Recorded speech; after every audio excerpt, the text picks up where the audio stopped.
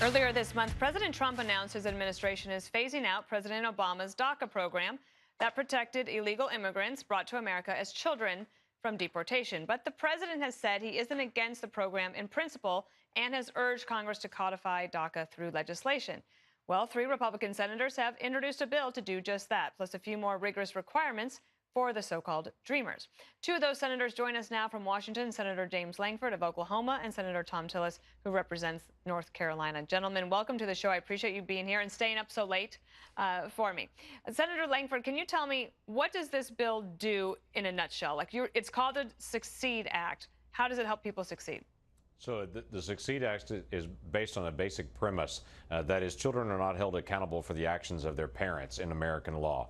So we're trying to look at this and to be able to evaluate, what do we do? How do we solve this problem that we've talked about now for decades and have ignored what the president has said? We need to solve this legislatively, and I want to be able to support it only with a larger piece. So this is designed to be a single piece of a larger immigration reform, and it's designed to provide a step-by-step option where these individuals could earn the ability to be able to stay in the United States. They basically have to show they're working, they're going to school, they join the military, they have no criminal background, they're able to get a 5-year waiver to be able to be here, to be able to do all those things. If they stay consistent for 5 years, they can reapply, get another 5-year waiver. If they still stay consistent out of crime, they stay in school, stay in work, or in the military, then they're able to apply to be able to get a green card.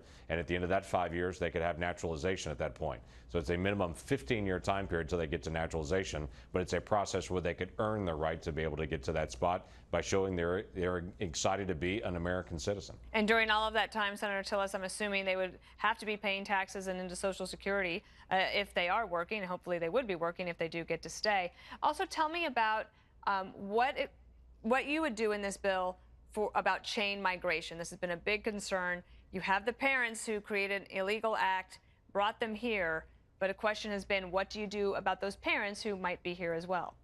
Well, Dana, that's a key difference between the Dream Act and Succeed Act.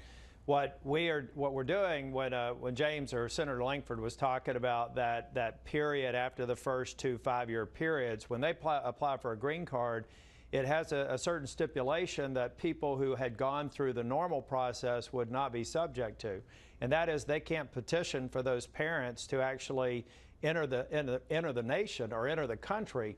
And even more importantly, these parents would have to go back to their country of origin and go through a process that could add another 10 or 12 years. So we've really tried to make sure that there's no line cutting, that this is about the children. This is about the children who came across the border through their parents' actions. And I think that's a key component of addressing the chain migration concerns that many on our side of the aisle have. I'm assuming that some people might think that's pretty tough, but then again, you have to figure out a way to cut it off somewhere.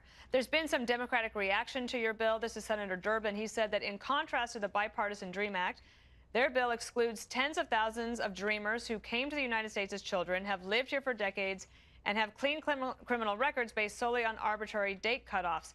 I was looking at some of the information that you provided, and I'm not exactly sure what he means by that, Senator Lankford. Could you explain? Yeah, I'm a little confused by that as well. He and I are going to sit down next week together, and we're going to try to go through it and be able to talk through this so he understands clearly what this is. President Obama announced the DACA program in June of 2012. That's the date cutoff. And so if Dick Durbin has a comment about an arbitrary date cutoff, it's actually the date that President Obama put in place in June of 2012. Okay. We look at that program and go backwards. President Obama was also very clear that no one coming after this would be eligible for this. So we're abiding by, ironically enough, what President Obama set as the date to say no other individuals would be accepted into the program after this time period. We want to be able to have those individuals that were brought in by children, not that were brought in by coyotes and other people that were trying to smuggle them in to be able to get here. Senator Tillis, have you talked to the president about this, and is he supportive? We've talked to a number of the people in the administration.